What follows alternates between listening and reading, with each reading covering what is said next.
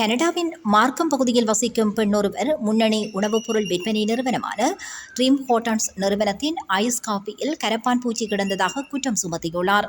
இந்த சம்பவத்திற்கு உணவகத்திடம் இருந்து எதிர்பார்த்த முறையில் பதில் கிடைக்கவில்லை எனவும் சட்ட நடவடிக்கை எடுப்பதை பரிசீலனை செய்து வருவதாகவும் தெரிவித்துள்ளார்.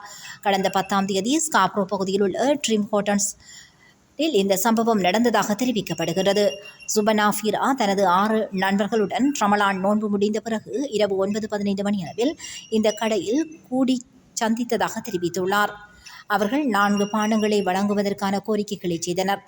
3 பானங்களை பருகிய போது அவருடைய காபியில் பெரிய பூச்சி இருப்பதை கண்டு தெரிவித்துள்ளனர்.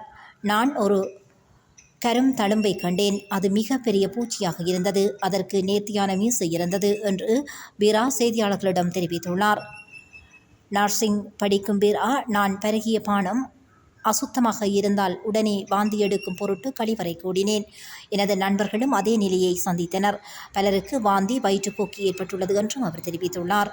இந்த சம்பவத்திற்கு கடை ஊழியர்களின் அமைதியான எதிர்வினை நிலைமையை மேலும் மோசமாக்கியது. பாதிக்கப்பட்ட வீரா கூறுகையில், நாங்கள் 4வது பானத்தை ரத்து செய்து மீதமுள்ள 3க்கும் பணத்தை திருப்பிச் செலுத்துமாறு கேட்டோம். ஊழியர்கள் அதை ஏற்றுக்கொண்டார்கள் என்றும் தெரிவித்தார். இந்த சம்பவம் காணொலியாக பதிவு செய்யப்பட்டு ஊடகங்களிடம் வழங்கப்பட்டுள்ளது. கடையின் பணியாளர்கள் வழங்கிய பதில் அசமந்த போக்கானது எனவும் இதனால் சட்ட நடவடிக்கை எடுப்பது குறித்து உத்தேசித்து வருவதாகவும் பாதிக்கப்பட்ட பெண் தெரிவித்துள்ளார்.